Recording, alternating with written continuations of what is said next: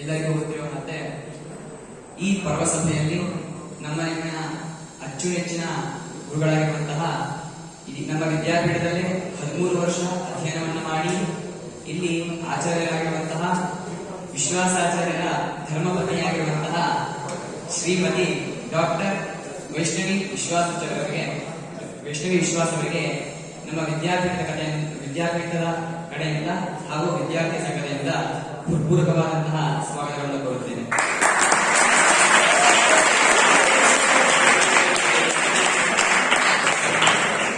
ಇವರು ಪ್ರಸಕ್ತದಲ್ಲಾಗಬೇಕಾದ್ರೆ ನಮ್ಮ ವಿದ್ಯಾಪೀಠದಲ್ಲಿ ಹೆಸರನ್ನಷ್ಟೇ ಮಾಡಿಲ್ಲ. ಅವರು ಉದಾಹರಣೆಗೆ 2019ರಲ್ಲಿ ಸ್ವಾಮಿಗಳು ಬೃಂದಾವನ ಆದಾಗ ಇದೇ ಸ್ಥಳದಲ್ಲಿ ವಿದ್ಯಾರ್ಥಿಗಳಿಗೆ ಸಂಗೀತವನ್ನು ಹೇಳಿಸಿಕೊಟ್ಟು ಅದೇ ವಿದ್ಯಾರ್ಥಿಗಳಿಗೆ ಸರ್ಟಿಫಿಕೇಟ್ ಗಳನ್ನ ಸ್ವಾಮಿಗಳ ಮೂಲಕ ಕೊಡಿಸುವುದರ ಮೂಲಕ ತಮ್ಮ ಹೆಸರನ್ನ ಛಾಪ ಮೂಡಿಸಿದ್ರು. ಅವರು ನಮ್ಮ ವಿದ್ಯಾಪೀಠದಲ್ಲಿ ಅಷ್ಟೇ ಅಲ್ಲ, ಹೊರತಾಗಿ ದೇಶ ವಿದೇಶಗಳಲ್ಲೂ ಕೂಡ ಇವರಿಗೆ ಹೆಸರಿದೆ. ಉದಾಹರಣೆಗೆ ತಗೊಳ್ಬೇಕಾದ್ರೆ 2026ರಲ್ಲಿ ಲೇಡಿ ಆಫ್ ಕೋಚ್ ಹಾಗೆ ಲೇಡಿ ಆಫ್ ಫಾರ್ಚೂನರ್ ಎಂಬ ಪದವಿ ಅಂದ್ರೆ ಇಂಡಿಯಾ ಆಫ್ ಬುಕ್ ರೆಕಾರ್ಡ್ಸ್ ನಲ್ಲಿ ಅವರ ಹೆಸರನ್ನ ಮೂಡಿಸಿದ್ದಾರೆ. 2025ರಲ್ಲಿ ದೇಶರತ್ನ ಅವಾರ್ಡ್ಸ್ ಹಾಗೆ ಸುವರ್ಣ ಸ್ಟಾರ್ ಅವಾರ್ಡ್ಸ್ ಹಾಗೆ ಇದೇ ತಿಂಗಳು ಅಂದ್ರೆ ಇದರ ಹಿಂದಿನ ತಿಂಗಳು ಜಿ ಕನ್ನಡದಲ್ಲಿ ಅವಾರ್ಡ್ಸ್ ಗಳನ್ನು ಕೂಡ ಪಡೆದಿದ್ದಾರೆ. ಅವರು ಬರೀ ಇಷ್ಟೇ ಅವಾರ್ಡ್ಸ್ ಅಲ್ಲ, ಟೋಟಲ್ ಆಗಿ ಅವರು 33 ದೇಶ ವಿದೇಶಗಳಲ್ಲಿ ಪ್ರಶಸ್ತಿಗಳನ್ನು ಪಡೆದಿದ್ದಾರೆ.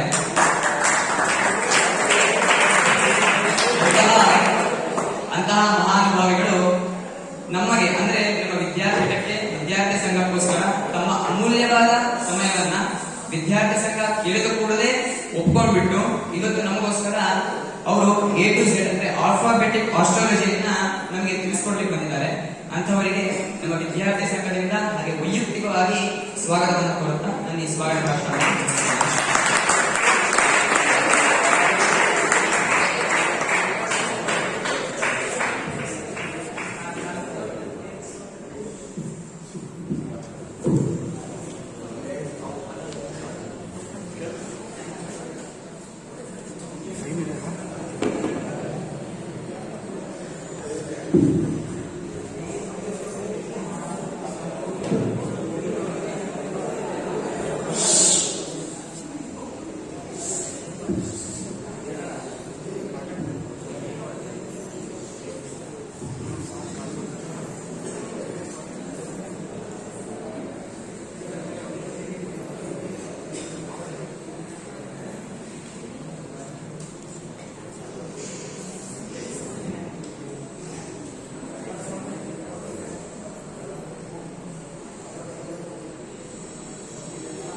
ಶ್ರೀನಿವಾಸ, ಎಲ್ಲರಿಗೂ ಪ್ರೀತಿಯ ನಮಸ್ಕಾರ.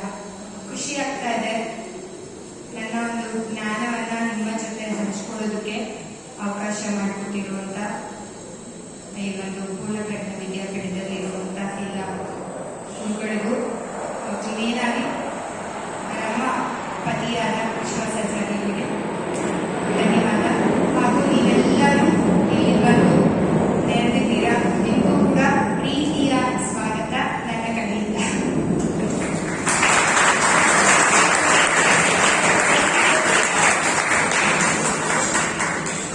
ಜ್ಯೋತಿಷ್ಯ ಮತ್ತು ಸಂಖ್ಯಾಶಾಸ್ತ್ರದ ಬಗ್ಗೆ ನನಗೆ ಹೇಳಲಿಕ್ಕೆ ಅವರು ತಿಳಿಸಿದ್ದಾರೆ.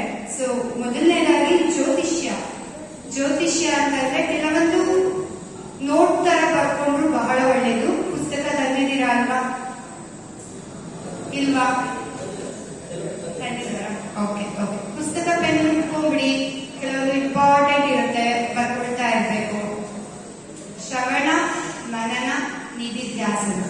ಸೊ ಕೇಳೋದನ್ನ ಬರೀಬೇಕು. ಬರೆಯೋದ್ರಿಂದ ಕೂಡ ನಿಮಗೆ ನೆನಪು ಉಳಿಯುತ್ತೆ. ಕೇಳಿಸ್ತಾ ಇದೆ ಅಲ್ವಾ? ತುಂಬಾ ಖುಷಿ ಆಯ್ತು. ಸಮರ್ಥ ಹೇಳಿರೋ ತರ ಎಲ್ಲ ಗುರು ಹಿರಿಯರ ಒಂದು ಹರಿವಾಯು ಗುರುಗಳ ಪ್ರೇರಣೆಯಿಂದ ಅವರ ಒಂದು ಅನುಗ್ರಹದಿಂದ ಈ ಎಲ್ಲ ಸಾಧಿಸೋದಕ್ಕೆ ಸಾಧ್ಯ ಆಯಿತು. ಸಮರ್ಥ ಆಕ್ಚುಲಿ ನಮ್ಮ ರಿಲೇಷನ್ ಹೋಗ್ಬೇಕು. ಅವನಿಗೆ ನಾನು ಅತ್ತೆ. ನನ್ನ ಅಳಿಯ ನನಗೆ ಸ್ವಾಗತ ಮಾಡಿದ್ದು ಇನ್ನೂ ತುಂಬಾ ಖುಷಿ ಆಯಿತು. Thank you.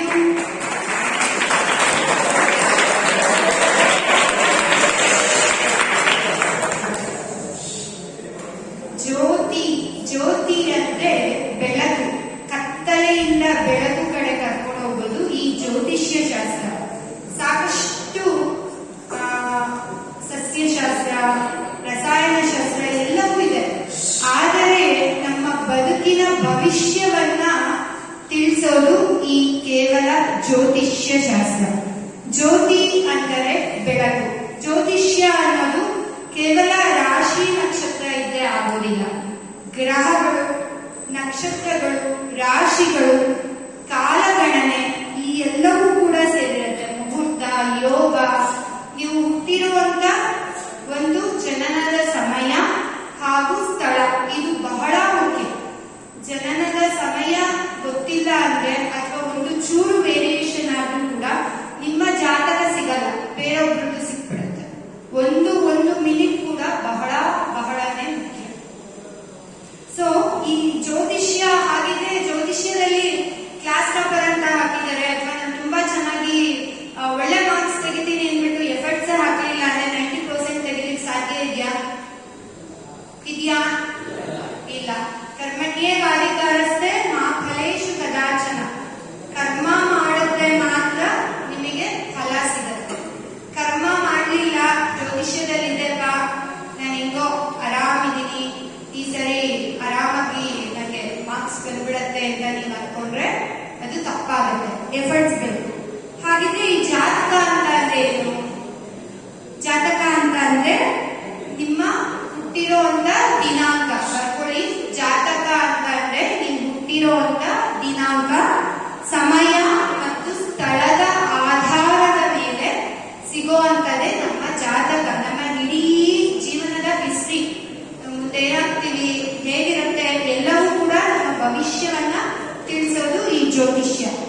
ಸೊ ಮುಖ್ಯವಾಗಿ ಲಗ್ನ, ಮೊದಲನೇ ಮನೆ ಅಂತ ಏನ್ ಹೇಳ್ತಾರೆ ಅದು ಲಗ್ನ.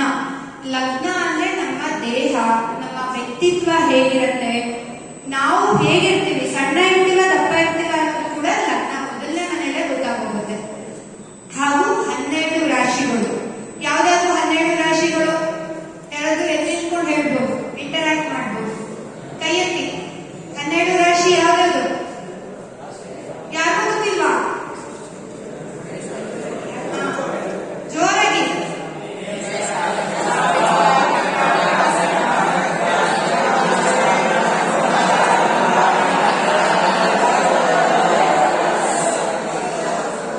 ಏನು ಕೇಳಿಲ್ಲ. ಒಬ್ರು ಯಾರಾದ್ರೂ ನಿಂತ್ಕೊಂಡೆ, ಒಬ್ರು ನಿಂತ್ಕೋ ಹೇಳು. ಮಿಥುನ,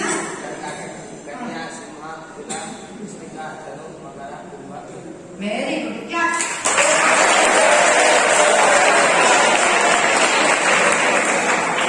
27 ನಕ್ಷತ್ರ ಯಾರಿದ್ದು? 27 ನಕ್ಷತ್ರಗಳು ಯಾರು ಹಿಂದಿರೋರು? 27 ನಕ್ಷತ್ರ ಎದ್ದೇಳ್ಬೇಕು ಬೇಗ ಬೇಗ. ಲಾಸ್ಟ್ ಅಲ್ಲಿರೋರು ಯಾರಿಗೂ ಗೊತ್ತಿಲ್ವಾ? 27 ನಕ್ಷತ್ರ ಒಬ್ರೇ ಹೇಳು. ಸೈಲೆಂಟ್.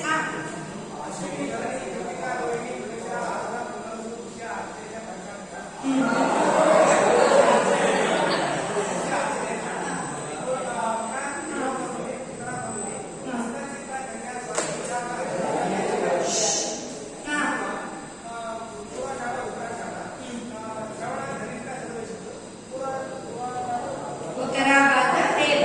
Very good.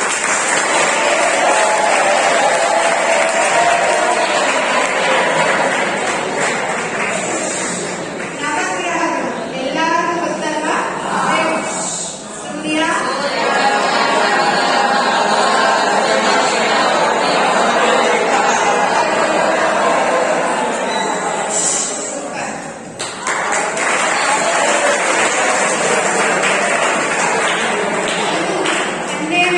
ಭಾವಗಳು ಅಂತ ಬರುತ್ತೆ. ಅಂದ್ರೆ ಮೊದಲನೇ ಮನೆ ಲಗ್ನ ಅಂತ ಹೇಳ್ತೆ ಅಲ್ವಾ? 7ನೇ ಮನೆ ನಮ್ಮ ಒಂದು ಫ್ಯಾಮಿಲಿ, ನಮ್ಮ ಜೀವನ ಹೇಗಿರುತ್ತೆ, ನಾವೆಷ್ಟು ಇನ್ಕಮ್ ನ ಮಾಡ್ತೀವಿ. 2ನೇ ಮನೆ. 3ನೇ ಮನೆ ನಮಗೆ ಸೋದರ ಸೋದರಿಯರ ಸ್ವಭಾವ ಹೇಗಿರುತ್ತೆ. 4ನೇ ಮನೆ ವಿದ್ಯಾಭ್ಯಾಸ ನಮಗೆ ಅಡೆತಡೆ ಆಗುತ್ತಾ, ಮುಂದೆ ಹೇಗಿರುತ್ತೆ. 5ನೇ ಮನೆ ಬುದ್ಧಿವಂತಿಕೆ, ಕ್ರಿಯೇಟಿವಿಟಿನ ತೋರಿಸುತ್ತೆ. 6ನೇ ಮನೆ ಶತ್ರು, ಋಣ, ಬಾಧೆ, ಸಾಲ ಈ ರೀತಿ ತೋರಿಸುತ್ತೆ. 7ನೇ ಮನೆ ಸಂಗಾತಿಯ ಮನೆಯನ್ನ ತೋರಿಸುತ್ತೆ. 8ನೇ ಮನೆ ನಮ್ಮ ಆಯುಷ್ಯ, ನಮ್ಮ ಒಂದು ಕಾರ್ಯಗಳು ಯಾವ್ಯಾವ ರೀತಿ ಬರುತ್ತೆ ಅಂತ. 9ನೇ ಮನೆಗೆ ಒಂದು ಸ್ಪಿರಿಚುವಾಲಿಟಿ ಸ್ಪಿರಿಚುವಾಲಿಟಿಗೆ, ಆಧ್ಯಾತ್ಮಿಕವಾಗಿ ಕನೆಕ್ಟ್ ಆಗಲಿಕ್ಕೆ ಹಾಗೂ ಗುರುಗಳ ಜೊತೆ ಹೇಗಿರುತ್ತೆ ನಮ್ಮ ಒಂದು ಕನೆಕ್ಷನ್ ಅನ್ನೋದು ತೋರಿಸುತ್ತೆ. 10ನೇ ಮನೆ ಒಳ್ಳೆ ಪ್ರಮೋಷನ್, ಸ್ಯಾಲ್ರಿ ಎಲ್ಲ ಚೆನ್ನಾಗಿರೋದು. ಜೊತೆಗೆ ರಾಜಕೀಯದಲ್ಲಿರೋರಿಗೆ 10ನೇ ಮನೆ ಮೊದಲನೇದಾಗಿ ನೋಡ್ತಾರೆ. ಯಾಕೆಂದ್ರೆ ರಾಜಕೀಯಕ್ಕೆ ಬರೋರು 10ನೇ ಮನೆ ಚೆನ್ನಾಗಿದ್ರೆ ಮಾತ್ರ ರಾಜಕೀಯ ಕ್ಷೇತ್ರದಲ್ಲಿ ತುಂಬಾ ಚೆನ್ನಾಗಿ ಇರ್ಬೋದು. 11ನೇ ಮನೆ ನಮಗೆ ಲಾಭ, ಯಾವುದೇ ವಿದ್ಯಾಭ್ಯಾಸ. ಈಗ ನೀವು ಎಕ್ಸಾಮ್ ಬರೀತೀರಾ, ಎಕ್ಸಾಮ್ ಅಲ್ಲಿ ಚೆನ್ನಾಗಿ ಒಳ್ಳೆ ಮಾರ್ಕ್ಸ್ ಬರುತ್ತಾ ಇಲ್ವಾ ಅನ್ನೋದು ಕೂಡ ನಿಮ್ಗೆ 11th ಹೌಸ್ ಅಲ್ಲಿ ಗೊತ್ತಾಗುತ್ತೆ. ಹಾಗಾದ್ರೆ ಎಫರ್ಟ್ಸ್ ಹಾಕ್ಬೇಕು. ಅದ್ರಲ್ಲಿ ಬಂದು ನೀವು ಎಫರ್ಟ್ಸ್ ಹಾಕ್ಲಿಲ್ಲ ಅನ್ನೋದು ಅರ್ಥ ಆಗುತ್ತೆ. ಲಾಸ್ಟ್ ಒಂದು ಕತೆ ಹೇಳ್ತೀನಿ, ಸೊ ದಟ್ ಗೊತ್ತಾಗುತ್ತೆ. ಆಯ್ತಾ? ಇನ್ನು 12 ಭಾವಗಳು. 12ನೇ ಮನೆ ನಿಮಗೆ ಖರ್ಚು, ವೆಚ್ಚ, ಮತ್ತೆ ಬೇರೆ ಕಡೆ ಹೋಗಿ ನಾವು ಈ ಒಂದು ತಾಯ್ನಾಡು ಬಿಟ್ಟು ಬೇರೆ ಕಡೆ USA ಮತ್ತೆ ದುಬೈ ಆ ಕಡೆ ಎಲ್ಲ ಹೋಗಿ ಜೀವನ ಮಾಡ್ತಾರಲ್ಲ, ಅದು 12ನೇ ಮನೆ ತೋರಿಸುತ್ತೆ. ಒಟ್ಟು 12 ಭಾವಗಳು, 12 ಮನೆಗಳು ಏನಿದೆ ಅದು ನಮ್ಮ 12 ಭಾವಗಳನ್ನ ತಿಳಿಸುತ್ತೆ. ಗೊತ್ತಾಯ್ತಾ? ಇನ್ನು ದಶ, ಈ ದಶ ವಿಚಾರ ನಂತರದಲ್ಲಿ ಮಾತಾಡ್ತೇನೆ. ಸೊ ಈಗ ಕೆಲವೊಬ್ರು ಕೇಳ್ತಾರೆ, ನನ್ನ ವೃಷಭ ರಾಶಿ, ನನ್ನ ಜೀವನ ಚೆನ್ನಾಗಿರುತ್ತಾ ಅಥವಾ ಈ ವರ್ಷ ಚೆನ್ನಾಗಿದ್ಯಾ ಕೇಳ್ತಾರಲ್ವಾ? ಕೇಳ್ತಾರ ಇಲ್ವಾ? ನನ್ನ ವೃಷಭ ರಾಶಿ, ಮಕರ ರಾಶಿ ಚೆನ್ನಾಗಿರುತ್ತಾ? ಹಾಗೆ ಹೇಳಲಿಕ್ಕೆ ಸಾಧ್ಯನೇ ಇಲ್ಲ. ನಿಮ್ಮ ಒಂದು ಜನನದ ದಿನಾಂಕ, ಸಮಯ, ಸ್ಥಳ ಈ 3ರಿಂದನೇ ನಿಮ್ಮ ಮುಂದಿನ ಭವಿಷ್ಯ ಹೇಗಿರುತ್ತೆ, ಈಗ ಹೇಗಿದೆ, ಮುಂದೆ ಏನಾಗುತ್ತೆ ಅನ್ನೋದು ಗೊತ್ತಾಗೋದು. ಸೊ ರಾಶಿಯ ಮೇಲೆ ಗಮನ ಇಡಬೇಡಿ, ಮೊದಲನೇದು. ಎರಡನೇದು, ಈ ದಿನ ಭವಿಷ್ಯ ಅಂತ ಇದೆ ಗೊತ್ತಾ, ಪೇಪರ್ ಅಲ್ಲಿ ಬರೀತಾರಲ್ಲ ದಿನ ಭವಿಷ್ಯ. ಎಷ್ಟು ಜನ ನಂಬ್ತೀರಾ, ಎಷ್ಟು ಜನ ನಂಬಲ್ಲ? ನಂಬಲ್ಲ ಯಾರು? ನಂಬಲ್ಲ. ಸೂಪರ್. ಆಕ್ಚುಲಿ ದಿನ ಭವಿಷ್ಯ ಅನ್ನೋದೇ ಇಲ್ಲ, ಲಗ್ನದ ಮೇಲೆ ಬರಿಬೇಕು. ಯಾರು ಲಗ್ನದ ಮೇಲೆ ತಗೊಳ್ತಾರೋ ಅದೇ ಅಕ್ಯುರೇಟ್ ಆಗಿ ಬರುತ್ತೆ. ರಾಶಿಯ ಮೇಲೆ ತಗೊಳ್ಳೋದು ಹಾಗಿದ್ರೆ ಮಕರ ರಾಶಿಯಲ್ಲಿ ಹುಟ್ಟಿದವರೆಲ್ಲ ತುಂಬಾ ಚೆನ್ನಾಗಿದ್ದಾರಾ? ವೃಷಭ ರಾಶಿಯಲ್ಲಿ ಹುಟ್ಟಿದವರೆಲ್ಲ ಪ್ರಾಬ್ಲಮ್ ಅಲ್ಲಿ ಇದ್ದಾರಾ? ಇಲ್ಲ. ಒಬ್ಬೊಬ್ಬರಿಗೆ ಒಂದೊಂದು ಅವರವರ ಜನನ ದಿನಾಂಕ, ಸಮಯ, ಸ್ಥಳದ ಮೇಲೆ ಆಧಾರವಾಗಿದೆ. ಗೊತ್ತಾಯ್ತಾ? ಇನ್ನು ಈ ನಕ್ಷತ್ರದ ರಾಶಿ ಹೇಗ್ ಬಂತು ಯಾರಾದ್ರೂ ಗೊತ್ತಾ? ಮೇಷ ರಾಶಿ ಅಂತ ಇಟ್ರು, ವೃಷಭ ಅಂತ ಇಟ್ರು, ಮಿಥುನ ಅಂತ ಇಟ್ರು. ಹೇಗ್ ಮಾಡೋದು ಯಾರಾದ್ರೂ ಗೊತ್ತಾ? ಹೇಗೆ ಒಂದು ರಾಶಿಯನ್ನ ಇಟ್ರು, ಹೆಸರನ್ನ ಇಟ್ರು? ಯಾರಿಗೆ ಗೊತ್ತಿದೆ? ಕೈಯಲ್ಲಿ ತಪ್ಪಿದ್ರು ಸರಿ ಹೇಳ್ಬೋದು.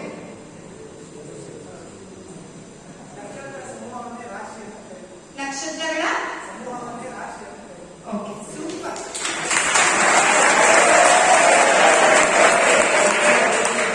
ಆದರೆ ಕರೆಕ್ಟಾಗಿ ಹೇಳಿದೆ, ಪ್ರಮುಖವಾಗಿರುವಂತ ನಕ್ಷತ್ರನ ಕೂಡಿಸಿದಾಗ ಅವ್ರಿಗೆ ಒಂದೊಂದು ಚಿಹ್ನೆಗಳು ಸಿಕ್ತು, ಒಂದೊಂದು ಇಮೇಜ್ ಸಿಕ್ತು, ಚಿತ್ರಗಳು ಸಿಕ್ತು. ಆ ಚಿತ್ರಗಳ ಆಧಾರದ ಮೇಲೆ ನಮ್ಮ ರಾಶಿಗಳು. ಆ ಚಿತ್ರಗಳ ಏನೇನ್ ಬಂತು? ಮೊದಲನೇದು ಮೇಷ. ಮೇಷ ಅಂದ್ರೆ ಏನು ಕನ್ನಡದಲ್ಲಿ? ಆಡು ಅಲ್ವಾ?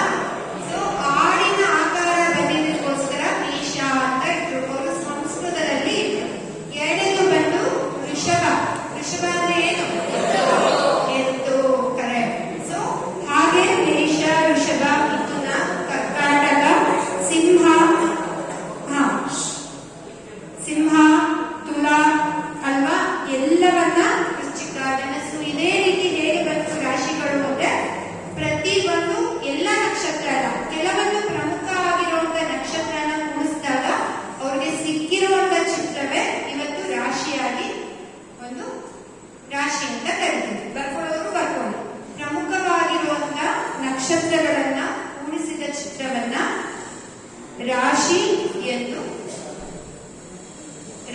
ಎಂದು ಕರೆದಿದ್ದಾರೆ. ಜನ್ಮ ರಾಶಿ ಅಂತಂದ್ರೆ ಚಂದ್ರ ಹುಟ್ಟುವಂತ ಸಮಯದಲ್ಲಿ ಯಾವ ರಾಶಿಯಲ್ಲಿ ಇರ್ತಾನೋ ಅದನ್ನ ಜನ್ಮ ರಾಶಿ ಅಂತ ಕರೀತಾರೆ. ಯಾವ ಒಂದು ಚಂದ್ರ ಯಾವ ಒಂದು ರಾಶಿಯಲ್ಲಿ ಇರ್ತಾನೋ ಅದು ಜನ್ಮ ರಾಶಿ. ನಿಮಗೆ 2 ಲೈನ್ ಇರುತ್ತೆ ಜಾತಕದಲ್ಲಿ, ನೋಡಿದೀರಾ? ನಿಮ್ಮ ಲಗ್ನ ಕುಂಡಲಿಯಲ್ಲಿ 2 ಲೈನ್ಸ್ ಇರುತ್ತೆ, ನೋಡಿದೀರಾ? ಅದು ನಿಮ್ದು ಲಗ್ನ, ಮೊದಲನೇ ಮನೆ.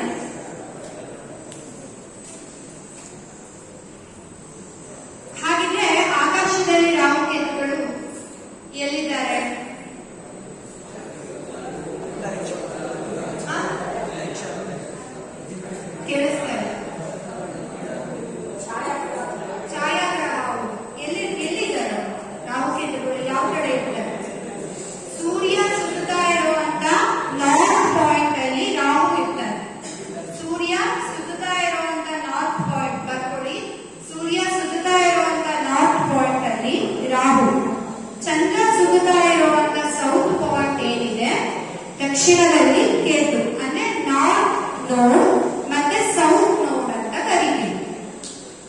ನಾರ್ತ್ ನೋಡ್ ಮತ್ತೆ ಸೌತ್ ನೋಡ್ ಅಂತ ಕರಿತೀವಿ. ಹಾಗೆ ಈ ಒಂದೊಂದು ರಾಶಿಗಳಿಗೆ ಪಂಚಭೂತಗಳು ಏನೇನು ಯಾವ್ದಾದ್ರು ಹೇಳಿ. ಪಂಚಭೂತಗಳು ಯಾವ್ದಾದ್ರು? ಪೃಥ್ವಿ, ಅಪ್ಪು, ತೇಜು, ವಾಯು, ಆಕಾಶ ಅಲ್ವಾ? ಕೇಳಿಸ್ತಾ ಇಲ್ಲ? ಸೊ ಈ ರಾಶಿಗಳಿಗೂ ಕೂಡ ಒಂದೊಂದು ತತ್ವಗಳನ್ನ ಇಟ್ಟಿದ್ದಾರೆ. ನೀವೇನ್ ಹೇಳಿದ್ರಿ, ಈ ಪಂಚಭೂತಗಳು ಕೂಡ ನಮ್ಮ ರಾಶಿಗಳಲ್ಲಿ ಇದೆ. ಮೇಷ ರಾಶಿಯನ್ನ ಅಗ್ನಿ ತತ್ವ ಅಂತ ಕರಿತೀವಿ, ಫೈರ್ ಎಲಿಮೆಂಟ್, ಜಾಸ್ತಿ ಫೈರ್. ಅದಕ್ಕೆ ಮೇಷ ರಾಶಿಯವರು ತುಂಬಾ ಕೋಪ ಮಾಡ್ಕೊಂಡ್ರೆ ತುಂಬಾ ಜಾಸ್ತಿ ಜಾಸ್ತಿ ಜಾಸ್ತಿ ಆಗ್ತಾ ಹೋಗುತ್ತೆ ಮೇಷ ರಾಶಿಯವರು. ಹಾಗೆ ವೃಷಭನ ಆಪ್ತ ಎಲಿಮೆಂಟ್, ಭೂಮಿ ತತ್ವವನ್ನ ಕೊಟ್ಟಿದ್ದಾರೆ.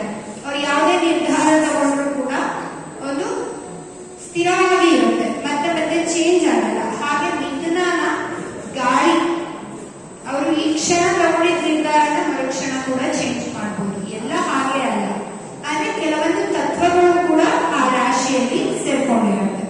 ಇನ್ನು ಕರ್ಕಾಟಕ ಜಲತತ್ವ, ವಾಟರ್ ಎಲಿಮೆಂಟ್, ಜಲತತ್ವ ಅಂದ್ರೆ ಜಲದಂತೆ ಅವರು ಯಾವಾಗಲೂ ಹರಿತಾನೆ ಇರ್ತಾರೆ. ಹೀಗೆ ಸಿಂಹ, ಕನ್ಯಾ, ತುಲಾ, ವೃಶ್ಚಿಕ ಅದೇ ರೀತಿಯಾಗಿ ಆ ಪಂಚಭೂತಗಳ ಜೊತೆ ತತ್ವಗಳಾಗಿ ಸೇರ್ಪಡೆ ಆಗಿದೆ.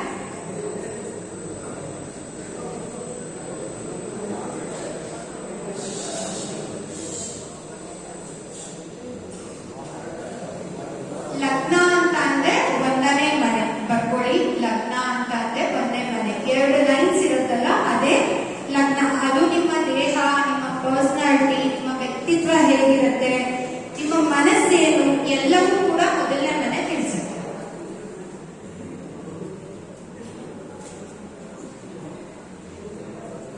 ಈಗ ಸೂರ್ಯ, ಚಂದ್ರ, ಮಂಗಳ, ಬುಧ, ಗುರು, ಶುಕ್ರ, ಶನಿ, ರಾಹು, ಕೇತು ಅಲ್ವಾ? ಎಲ್ಲರಿಗೂ ಮನೆಗಳಿದೆ, ಆದ್ರೆ ರಾಹು ಕೇತುಗಳಿಗೆ ಮಾತ್ರ ಮನೆನೇ ಇಲ್ಲ. ಗೊತ್ತಾ ನಿಮ್ಗೆ? ಎಲ್ಲಾದ್ರೂ ನೋಡಿದೀರಾ ನೀವು? ಮನೆ ಇಲ್ಲ, ಬಾಡಿಗೆ ಮನೆಗೆ ಇದ್ದಂಗೆ ಅವರು. ಓನರ್ಸ್ ಎಲ್ಲ ಸೂರ್ಯ, ಚಂದ್ರ, ಮಂಗಳ ಅವರವ್ರಿಗೆ ಮನೆಗಳು ಕೊಟ್ಬಿಟ್ಟಿದ್ದಾರೆ. ಹಾಗಾಗಿ ಋಷಿ ಮುನಿಗಳು ಒಂದು ಕ್ಯಾಲ್ಕುಲೇಷನ್ ಮಾಡ್ತಾರೆ. ಏನ್ ಮಾಡ್ತಾರೆ? 9 ಗ್ರಹಕ್ಕೆ 3 ರೂಮ್ ತರ ಕೊಡ್ತಾರೆ. 9 27 ನಕ್ಷತ್ರಗಳು. ಸೊ 9 ಏನು ಗ್ರಹಗಳು 3 ರೂಮ್ ಆಗಿ ಡಿವೈಡ್ ಮಾಡಿದಾಗ ಟೋಟಲಿ 27 ನಕ್ಷತ್ರನ ಡಿವೈಡ್ ಮಾಡ್ತಾರೆ. 1 ಡಿಗ್ರಿಗೆ 60 ನಿಮಿಷ. 1 ಡಿಗ್ರಿಗೆ 60 ನಿಮಿಷ. 1 ನಿಮಿಷಕ್ಕೆ ಎಷ್ಟು ಸೆಕೆಂಡು? 60 ಸೆಕೆಂಡು. 1 ನಕ್ಷತ್ರಕ್ಕೆ 13 ಡಿಗ್ರಿ 20 ಸೆಕೆಂಡ್ ಆಗುತ್ತೆ. ಅಂದ್ರೆ 1 ನಕ್ಷತ್ರ 13 ಡಿಗ್ರಿ 20 ನಿಮಿಷ ಬರುತ್ತೆ. ಬರ್ಕೊಳ್ಳಿ, 1 ನಕ್ಷತ್ರ 13 ಡಿಗ್ರಿ 20 ನಿಮಿಷ. ಅಂದ್ರೆ ಒಟ್ಟು ನಿಮಗೆ 1 ನಕ್ಷತ್ರಕ್ಕೆ 4 ಪಾದ ಅಂತ ಇರುತ್ತೆ. ಗೊತ್ತಲ್ವಾ? 1ನೇ ಪಾದ, 2ನೇ ಪಾದ, 3ನೇ ಪಾದ ಅಂತ ನೀವೆಲ್ಲ ಕೇಳಿರ್ತೀರಲ್ವಾ? ನಿಮ್ದು ಯಾಕೆ 1ನೇ ಪಾದ 2ನೇ ಪಾದ ಅಂತ ಅಂದ್ರೆ 1 ನಕ್ಷತ್ರಕ್ಕೆ 4 ಪಾದ ಆಗಿರುತ್ತೆ. ಆ 4 ಪಾದಗಳ ಮೇಲೆ ಈ 27 ನಕ್ಷತ್ರಗಳನ್ನ 12 ರಾಶಿಗಳಿಗೆ ಹಂಚಿದ್ದಾರೆ. ಅರ್ಥ ಮಾಡ್ಕೊಳ್ಳಿ. 12 ರಾಶಿಗಳಿಗೆ ಹಂಚಿದಾಗ ಏನಾಯ್ತು? 27 × 4 ಹಾಕಿದ್ರೆ ಎಷ್ಟು ಬಂತು? 108 ಬಂತು. ಅಂದ್ರೆ ಒಂದೊಂದು ರಾಶಿಯಲ್ಲಿ 9 ಪಾದಗಳು. 12 108. 27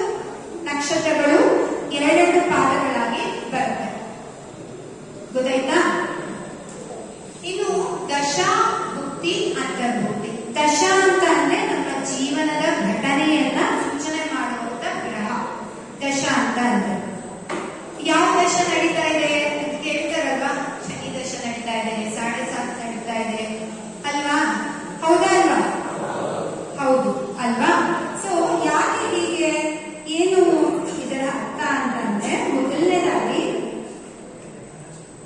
ಆಯಾ ಗ್ರಹಗಳಿಗೆ ಇಷ್ಟು ವರ್ಷ ಅಂತ ಫಿಕ್ಸ್.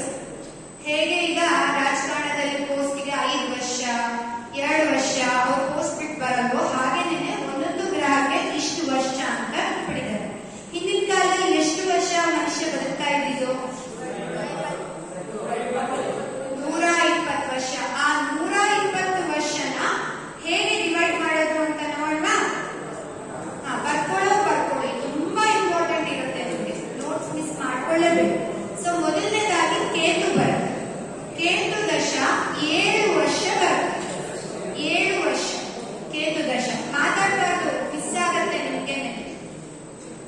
ಇಂಟ್ರೆಸ್ಟ್ ಇದೆಯಾ? ಖುಷಿ ಆಗ್ತಿದ್ಯಾ? ಸೊ ಕೇತು ದಶ 7 ವರ್ಷ. ಅದಕ್ಕೆ ಒಂದು ಮಗು ಹುಟ್ಟಿದ ತಕ್ಷಣ ಏನಂತೀವಿ? ಮಕ್ಕಳು ದೇವರ ಸಮಾನ. ಏನೇ ತಪ್ಪು ಮಾಡ್ಲಿ, ಏನೇ ಮಾಡ್ಲಿ, ಮಕ್ಕಳು ದೇವರ ಸಮಾನ ಅಂತ ಅಂತೀವಿ. ಯಾಕಂತೀವಿ ಅಂದ್ರೆ ಕೇತು ದಶ ಇತ್ತು ಅಂದ್ರೆ ಆ 7 ವರ್ಷ ಏನಿದೆ ಅದು ಯಾವುದೇ ಆಸೆ ಆಕಾಂಕ್ಷೆಯನ್ನ ಹುಟ್ಟಿಸಲ್ಲ. ಮಕ್ಕಳಿಗೆ ಏನಾದ್ರು ಆಸೆ ಆಕಾಂಕ್ಷೆ ಬರುತ್ತಾ? ಮನೆ ಮಾಡ್ಕೋಬೇಕು, ಕಾರ್ ತಗೋಬೇಕು, ಅಥವಾ ನಾನು ಚೆನ್ನಾಗಿ ಓದ್ಬೇಕು ಅಂತ ಏನಾದ್ರು ಆಸೆ ಇರುತ್ತೆ? ಇಲ್ಲ ಅಲ್ವಾ? ಹಾಗಾಗಿ ಆ ಮಗುವಿಗೆ ಒಂದು ದೇವರ ಸಮಾನ 7 ವರ್ಷ. ಕೇತು 7 ವರ್ಷ. ನಂತರ ಶುಕ್ರ 20 ವರ್ಷ ಇರ್ತಾರೆ. 20 ವರ್ಷ.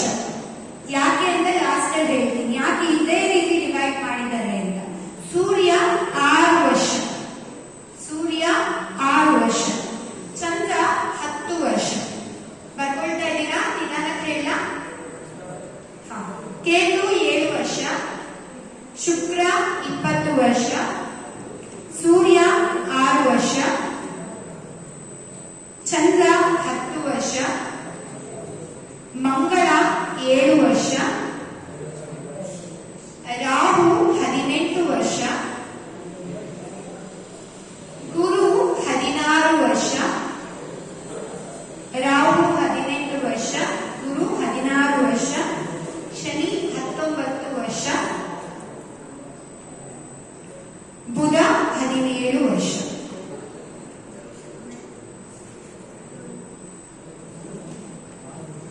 ಯಾಕೆ ಅಂತಂದ್ರೆ ಮೊದಲನೇದು 7 ವರ್ಷ ದೇವರ ಸಮಾನ ಅಂತ, ಹಾಗಾಗಿ ಕೇತು.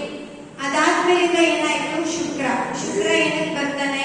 ಯವ್ವನ, ಎಲ್ಲ ಚೆನ್ನಾಗಿರ್ಬೇಕು ಅಲ್ವಾ, ಸೌಂದರ್ಯ ವೃದ್ಧಿ ಆಗ್ಬೇಕು. ಶುಕ್ರ ಏನು? ನಮಗೆ ಆಸೆಯನ್ನ ಆಕಾಂಕ್ಷೆಯನ್ನ ಹುಟ್ಟಿಸ್ತಾನೆ ಶುಕ್ರ ಗ್ರಹ. ಅದು ಎಷ್ಟು? 20 ವರ್ಷ ಆಗುತ್ತೆ. ಅದಾದ್ಮೇಲಿಂದ ಸೂರ್ಯ. ನೀವೆಲ್ಲ ಕೆಲ್ಸಕ್ಕೆ ಹೋಗ್ತೀರಾ ಅಲ್ವಾ? ಮುಂದೆ ಚೆನ್ನಾಗಿ ಹೋಗ್ಬಿಟ್ಟು ಏನ್ ಮಾಡ್ತೀರಾ? ಕೆಲ್ಸಕ್ಕೆ ಹೋಗ್ಬೇಕು ಅಲ್ವಾ? ಕೆಲ್ಸಕ್ಕೆ ಹೋಗ್ತೀರಾ ಅಲ್ವಾ? ಯಾಕೆ ಕೆಲ್ಸಕ್ಕೆ ಹೋಗ್ಬೇಕು? ರಾಜ. ಸೂರ್ಯ ಅಂದ್ರೆ ರಾಜ. ಆ ಒಂದು 6 ವರ್ಷಗಳ ಕಾಲ ನಾವು ಕೆಲ್ಸಕ್ಕೆ ಹೋಗ್ಬೇಕು, ನಾನು ದುಡಿಬೇಕು ಅನ್ನೋ ಆಸೆ ಬರುತ್ತೆ. ಅಲ್ಲಿಗೆ ಹೆಚ್ಚು ಕಮ್ಮಿ ಒಂದು ಮಗುವಿಗೆ ಎಲ್ಲ ದಾಟಿ 33 ವರ್ಷ ಆಗುತ್ತೆ. ಇದರಿಂದ ಕಲ್ತಿದ್ದು ಮೈಂಡ್ ಅಲ್ಲಿ ಅಪ್ಲೈ ಮಾಡಿಕೊಂಡು ನೆಕ್ಸ್ಟ್ ಚಂದ್ರ ಬರ್ತಾನೆ. ಚಂದ್ರ 10 ವರ್ಷ. ಸೊ ಅಲ್ಲಿಗೆ ಎಷ್ಟು ವರ್ಷ ಆಯ್ತು? 7 ವರ್ಷ, 20 ವರ್ಷ, 6 ವರ್ಷ, ಎಲ್ಲ ಕಳೆದ್ರೆ 43 ವರ್ಷಕ್ಕೆ ಚಂದ್ರ ದಶ. ಅದು ಮುಗಿದಿದ್ದಂಗೆ ಚಂದ್ರ ಆದ ನಂತರ ನಮ್ಗೆಲ್ಲ ಗೊತ್ತಾಗೋದೇನು? ಕಾಂಪಿಟೇಷನ್ ಅಲ್ವಾ? ಏನು ಕಾಂಪಿಟೇಷನ್?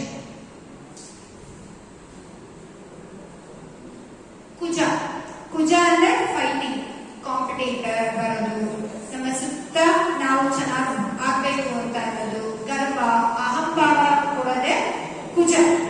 ಅದಾದ್ಮೇಲಿಂದ ರಾಹು 18 ವರ್ಷ. ಬಂದಿರುವಂತದ್ದನ್ನ ಚೆನ್ನಾಗಿ ಎಂಜಾಯ್ ಮಾಡೋಣ ಲೈಫಲ್ಲಿ ಅಂತ. ಅಲ್ಲಿ ರಾಹು ಚೆನ್ನಾಗಿತ್ತು ಅಂದ್ರೆ ಒಳ್ಳೇದಾಗಿ ಸ್ಪಿರಿಚುಯಾಲಿಟಿ, ಆಧ್ಯಾತ್ಮಿಕತೆಗೆ ಬರ್ಬೋದು. ಇಲ್ಲ ಅಂದ್ರೆ ಕಲ್ಮಶ, ಅಡಿಕ್ಷನ್, ಮತ್ತೆ ಮೊಬೈಲ್ ಅಡಿಕ್ಷನ್, ಟಿವಿ ಇರ್ಬೋದು. ಈ ಎಲ್ಲ ಕೆಟ್ಟ ಅಡಿಕ್ಷನ್ಗೆ ಬಲಿಯಾಗ್ತಾ ಇರೋದು ರಾಹುವಿನ ಒಂದು ಸಂಪರ್ಕದಿಂದ. ಅದಾದ ನಂತರ ಗುರು ಏನಕ್ಕೆ ಬರ್ತಾನೆ? ಎಷ್ಟು ವರ್ಷ ಇರ್ತಾರೆ? 16 ವರ್ಷ ಗುರು. ಯಾಕೆ? ನೀವು ಬಂದಿರುವಂತ ಜ್ಞಾನ ಏನು? ಏನಕ್ಕೆ ಬಂದಿದ್ಯಾ? ಏನಕ್ಕೆ ಈ ಒಂದು ಕೆಲಸವನ್ನ ಮಾಡ್ತಿದ್ಯಾ? ಇದರಿಂದ ಏನು ಜ್ಞಾನ ಪಡ್ಕೊಳ್ತೀಯಾ? ಗುರು ಕೊಡೋದೆ ಜ್ಞಾನ. ಏನಕ್ಕೆ ಅನ್ನೋ ಕಾರಣವನ್ನ ತಿಳಿಸ್ತಾನೆ.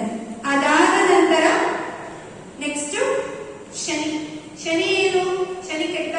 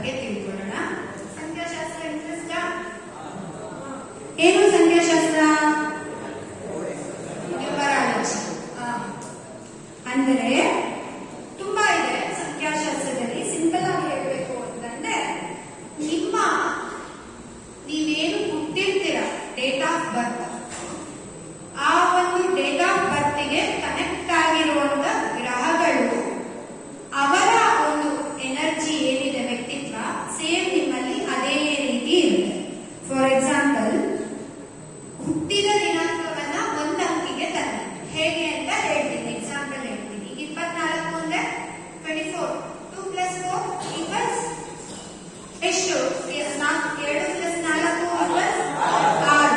ಗೊತ್ತಾಯ್ತಾ? ನಿಮ್ದು ಹೇಳಿ, ನಿಮ್ದು ಇದು ಮಾಡ್ಕೊಳ್ಳಿ. ಪೂರ್ತಿಯಾಗಿ ಪುಸ್ತಕ ಪೆನ್ ಇರಬೇಕು, ಹೇಳಿದ್ನಲ್ವ? ಮಾಡಿ, ಪ್ರತಿಯೊಬ್ಬರು ಮಾಡಿ. ಲಾಸ್ಟ್ ಇಲ್ಲಿ ಒಂದೇ ಡಿಜಿಟ್ ಬರಬೇಕು. ಡೇಟ್ ಆಫ್ ಬರ್ತ್ ಗೊತ್ತಿದ್ರೆ ನೀವು ಹುಟ್ಟಿರುವಂತ ಡೇಟು, ಮಂತು, ಇಯರ್ ಆಡ್ ಮಾಡಿ ಒಂದು ನಂಬರ್ನ ಹೇಳಿ. ಮಾತಾಡಬಾರ್ದು, ಸೈಲೆಂಟ್.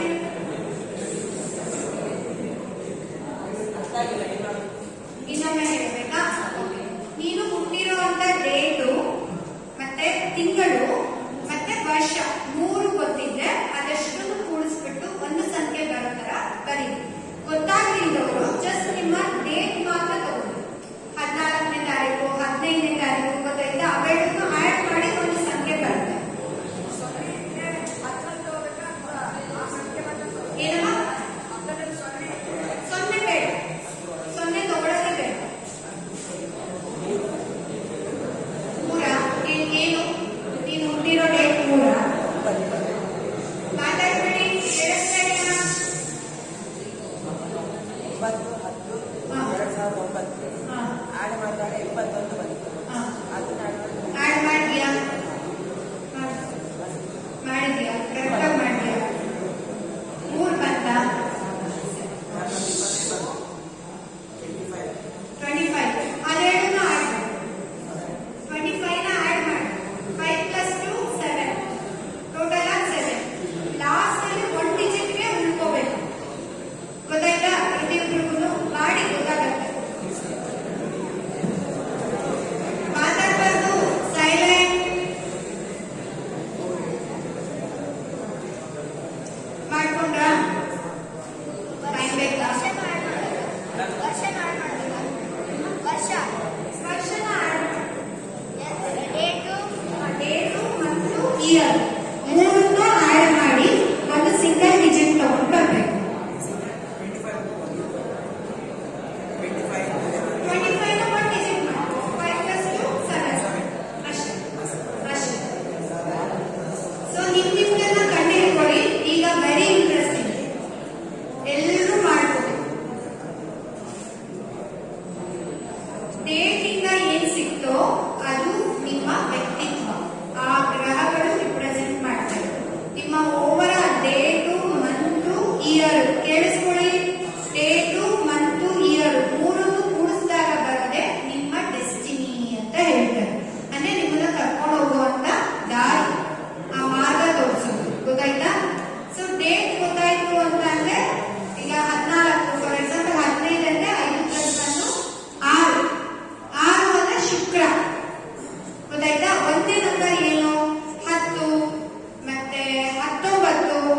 ಇದೆಲ್ಲ ಏನು ಕೂಡಿಸಿದ್ರೆ 19 ಅಂದ್ರೆ 9 + 1 10. 10ನೇ ತಾರೀಕು ಹುಟ್ಟೋರ್ಗೂ 1 ಬರುತ್ತೆ. ಗೊತ್ತಾಗ್ತಾ ಇದೆಯಾ? ಸೊ 1 ಅಂದ್ರೆ ಸೂರ್ಯ. ಬರ್ಕೊಳ್ಳಿ, 1 ಅಂದ್ರೆ ಸೂರ್ಯ. 1, 10, 19, 28 ಈ ಡೇಟ್ ಅಲ್ಲಿ ಹುಟ್ಟಿದವರು ಸೂರ್ಯನ ಒಂದು ಅಂಶವನ್ನ ಪಡ್ಕೊಂಡಿರ್ತಾರೆ. ಸೂರ್ಯನ ಒಂದು ಎನರ್ಜಿ ಏನು ನಾಯಕತ್ವ ಇರುತ್ತೆ.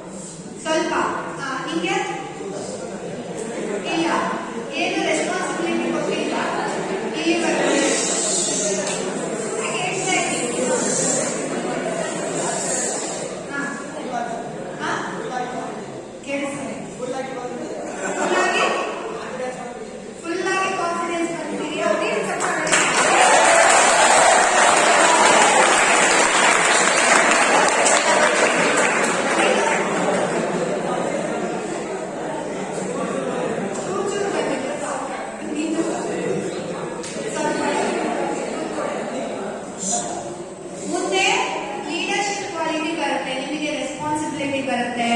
ನಿಮ್ಮನ್ನ ಲೀಡರ್ ಅಂತ ರೆಕಾಗ್ನೈಸ್ ಮಾಡ್ತಾರೆ. ಅಂದ್ರೆ ಸೂರ್ಯ ತುಂಬಾ ಚೆನ್ನಾಗಿ ಇದ್ದರೆ ಜಾತಕದಲ್ಲಿ, ಗೊತ್ತಾಯ್ತಾ?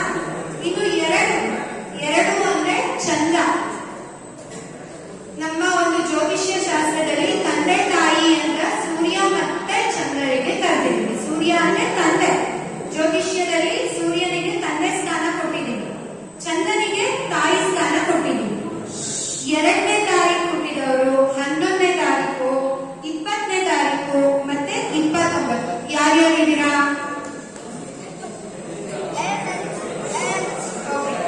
ಒನ್ ಬೈ ಒನ್ ಬರ್ತೀನಿ.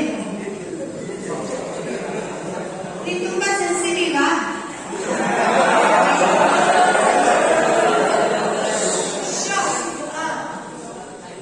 ಇಲ್ಲ, ಬೇಜಾರಾಗಿ ಎಲ್ಲದಕ್ಕೂ ಆಗಲ್ಲ.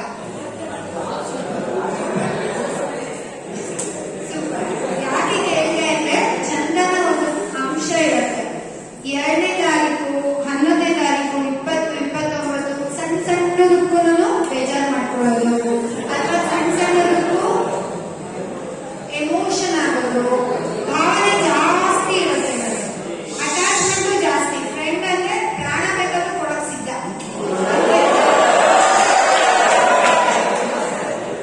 ನೀವು 2ನೇ ತಾರೀಕು, 11, 20, 29 ಈ ಫ್ರೆಂಡ್ಸ್ ಇದ್ರೆ ನೀವು ಅವರಿಗೆ ಏನೇ ಹೇಳೋದು ಪ್ರಾಮಿಸ್ ಅಂತ ಇಟ್ಟಿದ್ರೆ ಅವ್ರಿಗೆ ಏನ್ ಬೇಕಾದ್ರೂ ಮಾಡ್ತಾರೆ. ಬೇರೆ ಯಾರು ಹೌದಾ ಅಲ್ವಾ? ಹೌದಾ?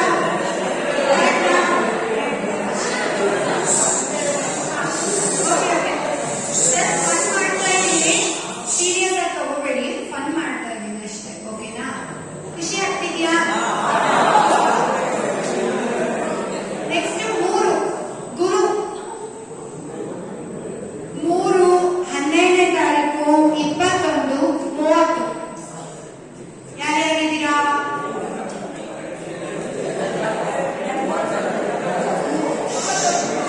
ನಾನು ಮಾಡದೇ ಇಲ್ಲ, ನೀವು ಮಾತಾಡ್ತೀರಿ. 3, 12, 21, 30. ನೀವು ಮೂರೇ ಜನನ? 21, 3. ನೀನು 30. ನೀನು 3. ಓಕೆ. ನಿಮ್ಮೊಳಗೆ ಒಂದು ಜ್ಞಾನ ಇದೆ.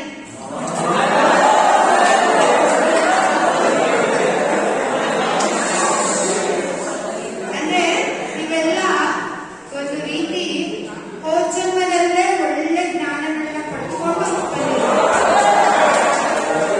ನೀವು ಬೇಕಾದ್ರೆ ಯಾವ್ದಾದ್ರು ಪ್ರಾಬ್ಲಮ್ ಅಲ್ಲಿ ಇದ್ದಾಗ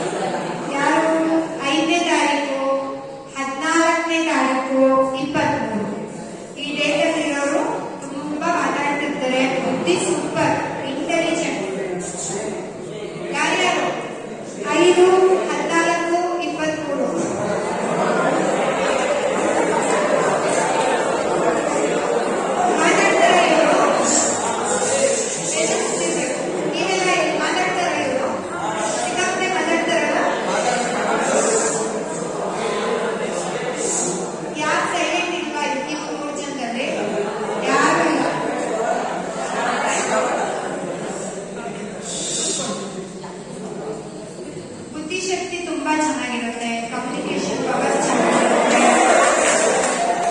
ಒಬ್ಬರನ್ನ ಹಿಂಗ್ ಮಾತಾಡ್ಬೇಕು ಅಂತ ಗೊತ್ತು, ಚುರುಕು ಜಾಸ್ತಿ ಇರ್ತಾರೆ. ಹಿಂಗ್ ಕೊಟ್ರೆ ಪಕ್ಕದ ಕೆಲಸ ಮುಗಿಸ್ತಾರೆ.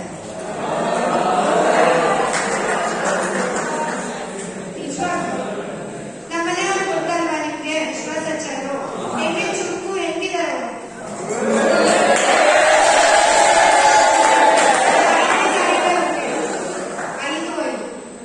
ಯಾಕೆ ಹೇಳಿದೆ ಅಂದ್ರೆ ಚುರುಕು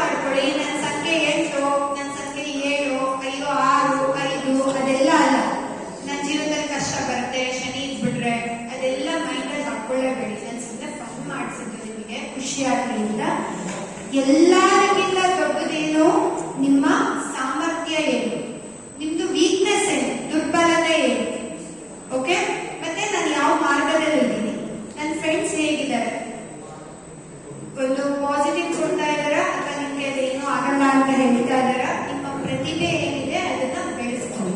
ಗೊತ್ತಾಯ್ತಾ? ಲಾಸ್ಟ್ ಅಲ್ಲಿ ಒಂದು ಸ್ಟೋರಿ ಹೇಳ್ತೀನಿ ಅಂತಂದ್ರೆ, ಈ ಜ್ಯೋತಿಷ್ಯ ಇರ್ಬೋದು, ಈ ಸಂಖ್ಯಾಶಾಸ್ತ್ರ ಇರ್ಬೋದು, ಎಲ್ಲದಕ್ಕಿಂತ ಮೀರಿರೋದು ಪರಿಶ್ರಮ ಅಲ್ವಾ? ಪರಿಶ್ರಮ ಇಲ್ಲ ಅಂದ್ರೆ ಫಲ ಇಲ್ಲ. ಕತೆ ಬೇಕಾ ಬೇಡ?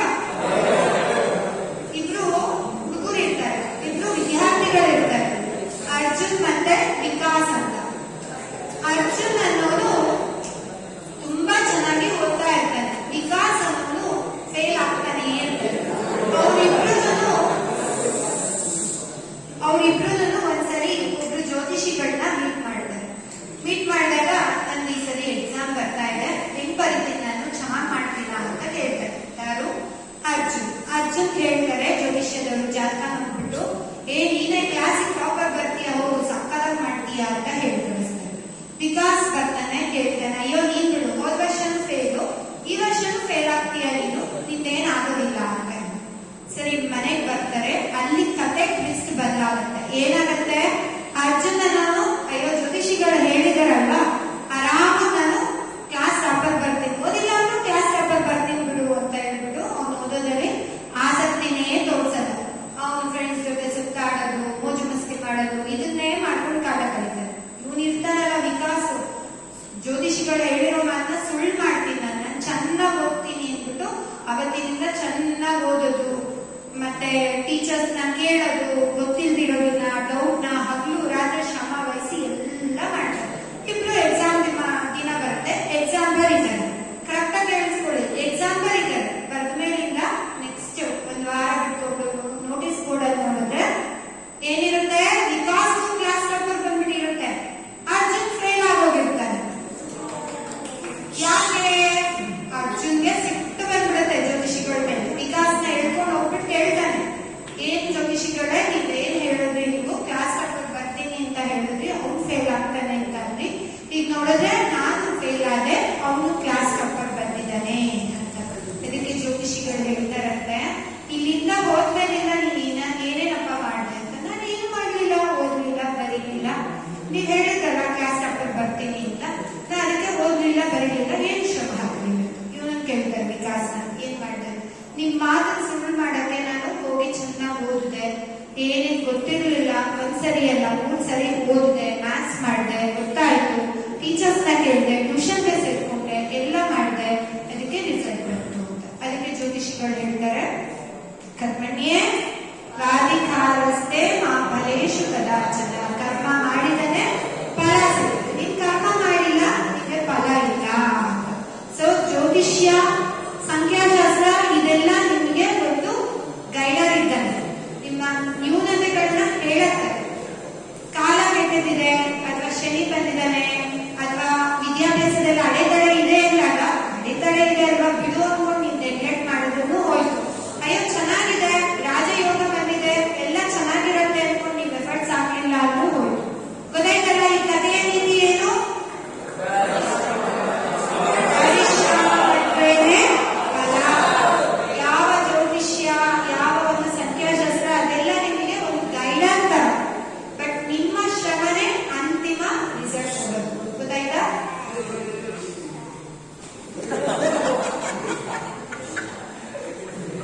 ಖುಷಿ ಆಯ್ತು. ನೀವೆಲ್ಲರೂ ಫಸ್ಟ್ ಟೈಮ್ ನಾನು ಈ ಸಭೆಗೆ ಬಂದಿರೋದು.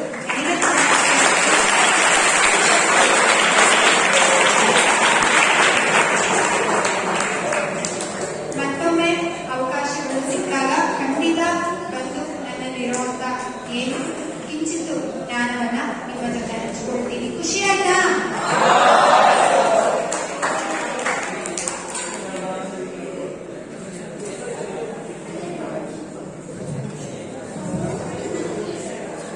ಇಷ್ಟೊತ್ತಂಗ ಕುತ್ಕೊಂಡು ಕೇಳಿದೀರಾ, ತುಂಬಾ ಖುಷಿ ಆಯ್ತು. ಬರೇ ಕೇಳಿದ್ದಲ್ಲ, ಮನೆಗೆ ಹೋಗಿ ಇದ್ರ ಬಗ್ಗೆ ಒಂದು ಎಫರ್ಟ್ಸ್ ನ ಹಾಕಿ, ಓದೋದ್ರ ಬಗ್ಗೆ ಏನಾಗಿ ಎಫರ್ಟ್ಸ್ ನ ಹಾಕಿ ಇಲ್ಲಿವರೆಗೂ ಮಾತಾಡೋದಕ್ಕೆ ಅವಕಾಶ ಮಾಡಿಕೊಟ್ಟಿರುವಂತ ಪೂರ್ಣಪ್ರಜ್ಞ ವಿದ್ಯಾಪೀಠದಲ್ಲಿ ಇರುವಂತ ಎಲ್ಲ ಬೆಂಗಳೂರಿನರು ಹಾಗೂ ಆಚಾರ್ಯರು ಕೃತಜ್ಞತಾ ಭಾವ, ಧನ್ಯವಾದಗಳು.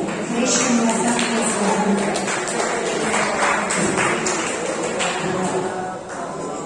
ಇಷ್ಟೊತ್ತು ಈ ಒಂದು 1.5 ಗಂಟೆಗಳ ಕಾಲ ನಮಗೋಸ್ಕರ, ವಿದ್ಯಾರ್ಥಿಗಳಿಗೋಸ್ಕರ ಇಷ್ಟು ದೊಡ್ಡ ವ್ಯಕ್ತಿಗಳಾಗಿ ಹೊರಗಡೆ ಎಷ್ಟೋ ಪ್ರಶಸ್ತಿಗಳನ್ನ ಗೆದ್ದಿದ್ರು. ಇವರು ನಮಗೆ ವಿದ್ಯಾರ್ಥಿಗಳಿಗೋಸ್ಕರ ನಮಗೆ ಈ ಸಮಯವನ್ನು ಕೊಟ್ಟಿದ್ದಾರೆ.